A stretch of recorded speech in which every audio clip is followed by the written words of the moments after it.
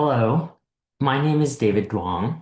I am a primary care physician at Harvard Medical School, where I also direct the program in global primary health care.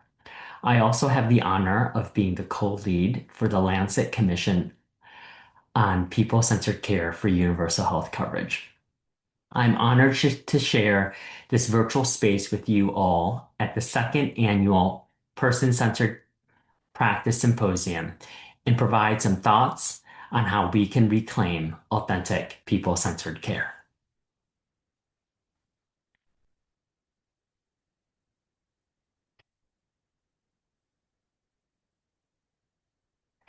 I have the following disclosures listed on the screen here. So before diving into policy, data, and the global strategies of people-centered care, allow me to take a moment to talk about something that's so deeply human and connected with people-centered care, which is around the concepts of authenticity, trust. Think about the last time you really trusted someone with your health, with your story, or a major decision. What did it feel like? For most of us, trust begins with a sense of being genuinely seen and heard. In that moment, it's not just about what's being said, it's about what's being felt. Authenticity becomes the foundation of everything that follows. So, why do these qualities matter for healthcare? And for today's conversation on people-centered care? Because there's no policy, technology, or metric that can substitute for the healing power that comes from an authentic human relationship. Trust is not just a nice to have. It is the only thing that can bridge the gap between our values and our actions, our intentions and our real world results. Without authenticity, people-centered care risks becoming just another buzzword. So today, I invite us to anchor this session in the lived reality of trust and authenticity, a reality that people with lived experience, families, and healthcare providers crave, but it often gets lost amidst reports, roadmaps, and reforms. As we move through the next 20 minutes, let's keep returning back to this central question. Are our systems, policies, and practices truly enabling trust and authentic human connection? Or are they merely paying lip service to these ideals while missing what matters most? So, for our time together today, I hope that I can share the promise and the problems of people-centered care, how the PCC language has proliferated and perhaps lost its meaning, and why patient satisfaction metrics are alone not the answer. And I'll end with a call to action for all of us to redefine and reclaim people-centeredness.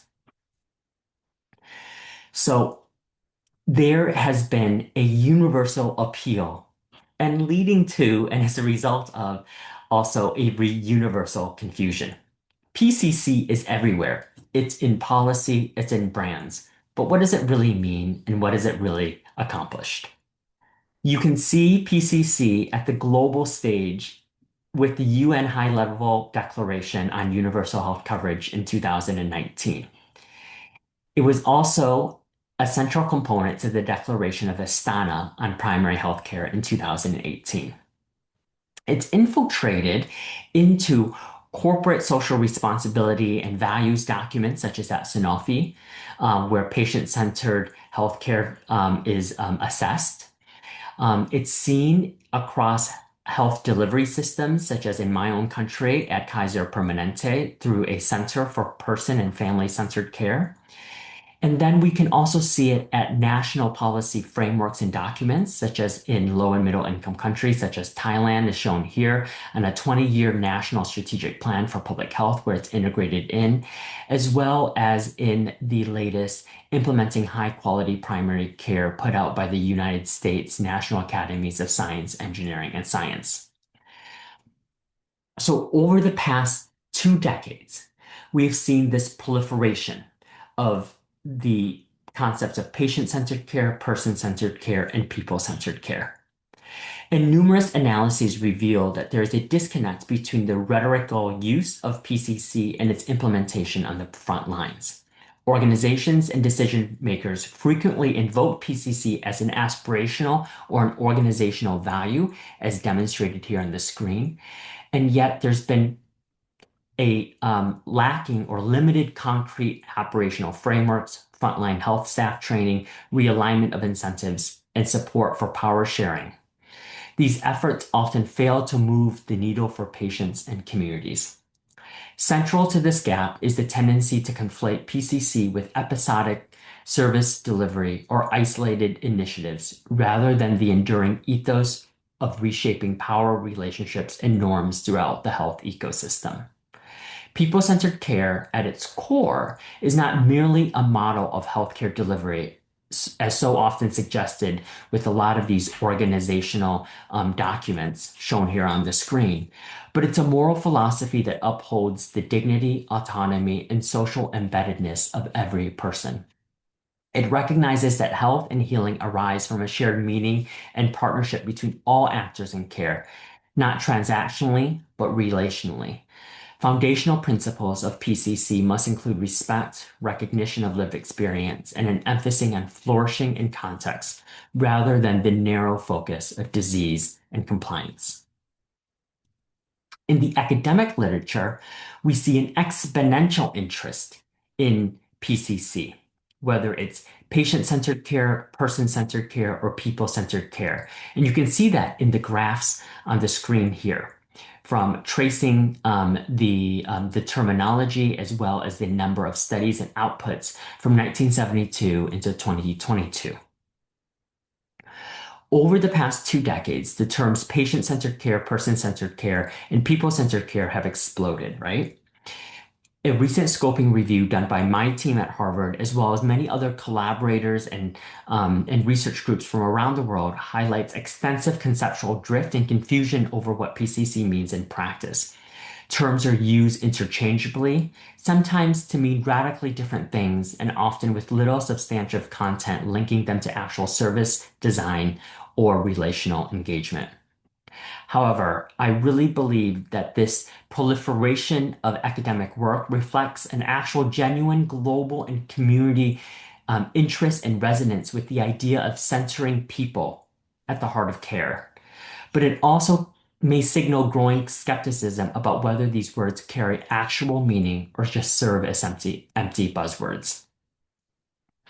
We can see that the same terms are describing different constructs, and different terms are actually applied to the same approach. There's a lack of conceptual clarity around what practices or structures truly constitute PCC versus the traditional biomedical and transactional models.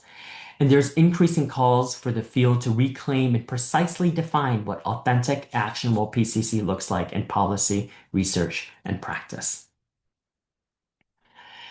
Regarding the resource environment to promote PCC, we see an increase in funding and advocacy for PCC from some of the biggest donors globally. We see that within the major global policy documents from major donor organizations, such as the Gates Foundation and the Robert Wood Johnson Foundation, or specific patient advocacy foundations such as the Cystic Fibrosis Foundation, or development organizations such as the German government's GIZ or the Wellcome Trust. We really see a lot of focus on people-centered care, or terms that are very closely associated or can help enable people-centered care. Across these strategy documents from funders, annual reports, and active funding mechanisms, today's leading health foundations focuses on participatory co-designed lived experience equity and supporting multidimensional measurements, which are critical to reclaiming authentic people-centered care and overcoming the limitations of earlier, more transactional approaches. So with this proliferation of resources, there's really no reason why we can't continue to push the envelope and realize the promise of PCC. However, there is such a risk right now of PCC becoming a buzzword if we don't seize these opportunities, because there is aspirational branding with PCC. that leads to very little transformation on the ground.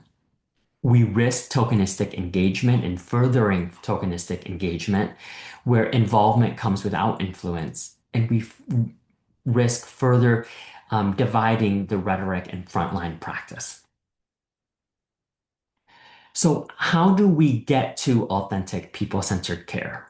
And I really believe that it's all about relationships. There are compelling themes across our research that highlights that authentic relationships are marked by three pillars or three components. The first is security. People with lived experience and our patients describe security as a sense of being accepted, present, reliably supported, and attended to. This element is the bedrock of trust, enabling vulnerable populations to feel safe enough to openly engage with healthcare teams, make decisions, and actively pursue health goals. The second component is being genuine. Genuine relationships extend beyond transactional interactions. They are rooted in honesty, respect, nurturing, and authentic interest in the individual's broader life context. Patients often consistently linked genuineness to their own motivation, a sense of value, and a willingness to partner in their care. And finally, the component of continuity. And really, the evidence shows that continuity and which is sustained, reliable presence and ongoing relationships with the healthcare team and the healthcare system, is what distinguishes transformative PCC from short-lived or fragmented interventions. Discontinuity, by contrast, leads to mistrust, disengagement, and diminished long-term outcomes. However, we also need to move this authenticity, not just focus it on the patient provider or the individual dyad environment, but rather it's also authenticity is an emergent property of the entire health ecosystem. Robust PCC flourishes where partnerships among the health system, providers, and communities are able to share accountability, foster two-way learning, and are able to tackle the root causes together. Meeting these standards of authenticity is particularly critical in communities with history of exclusion or marginalization, where there's been historical mistrust, representing a high bar to effective engagement. So one of the barriers to overcoming or overcoming the challenges of authenticity is really tokenism. And we need to move from tokenism to authentic engagement. Um, Tokenism has really been a barrier to implementing PCC. It has been associated with unequal power between people with lived experience who are invited to participate often in panels or in roundtables or for consultation without real influence.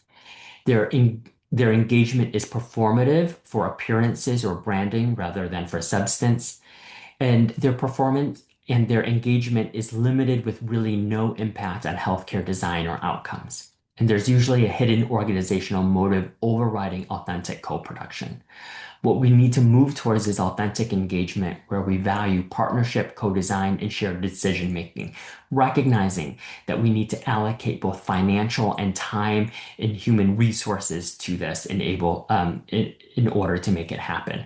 And this is really essential for equity, legitimacy, and for real transformation. There is so much practical evidence for people-centered care. It's led to reduced hospitalizations and ED visits.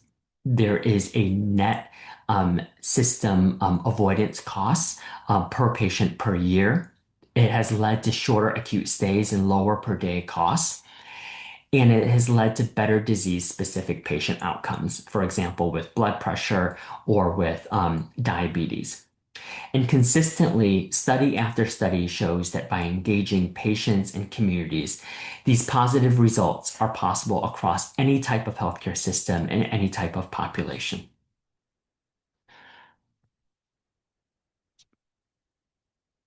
We know that that some health systems and countries have already begun to adopt and implement PCC as they understand it because of these real practical evidence that has been generated for PCC. And it's also been highlighted by the policy documents that I shared previously, and that's gotten the attention of donors, but also country governments adopting PCC. And yet, our current ability to understand and capture PCC is extremely limited, which prevents us from building a robust evidence base for PCC that is clear and actionable. More often than not, we rely on patient satisfaction as an indicator of PCC. However, this alone is not enough and in itself is extremely limited because satisfaction is shaped by expectation, bias, and amenities, and does not reflect genuine partnership or outcomes. And that high satisfaction does not always mean better health or empowerment. This narrow focus on satisfaction often misses what people value, which is trust, co-agency, and lived experience. We need to really work together to evolve our understanding and our measurement of PCC, requiring multi-dimensional measurements where trust, continuity, quality of life, empowerment, and community engagements are all captured in multiple measures. Patient-reported outcome measures and experience measures are a step in this direction. However, we need to really move beyond that and also evolve beyond that. So in summary, we know that where authentic relationships are built on trust between people with lived experience and healthcare providers, systems, and communities, health outcomes do improve, costs drop, staff morale rises, and real transformation becomes possible. But where authenticity is suppressed, even the best intentioned reforms devolve into empty slogans. I know that as a primary care physician, my greatest impact does not come from what I prescribe, but it comes from how we genuinely engage with each other and with the people our systems are meant to serve. And that really involves every single stakeholder, from the policymakers to the providers, patients, community members. Everyone has a role. So as you go through this exciting symposium taking place across multiple time zones all around the world, I ask you to ask yourselves, what will you do in your sphere to move the promise of PCC from rhetoric to reality? So as I conclude my presentation, let me offer you one exciting way to engage and help advocate for and advance the knowledge of PCC. This is through the Lancet Global Health Commission on People-Centered Care for Universal Health Coverage. This commission is comprised of 34 commissioners, 40% of whom are people with lived experience, and a board of advisors from all around the world and we all aim to operationally define, rigorously measure, and effectively operationalize people-centered care. The Commission's work is grounded in mutuality, dignity, and the broad community engagement, aiming to fulfill remaining gaps in evidence and practice of people-centered care. You can scan the QR code or visit our website listed on the screen. And on there, you can find forthcoming reports and ways to get involved. So please join us in this global movement to reimagine healthcare systems that truly put people at the center. Thank you for your time and attention today, and I wish all of you a wonderful conference.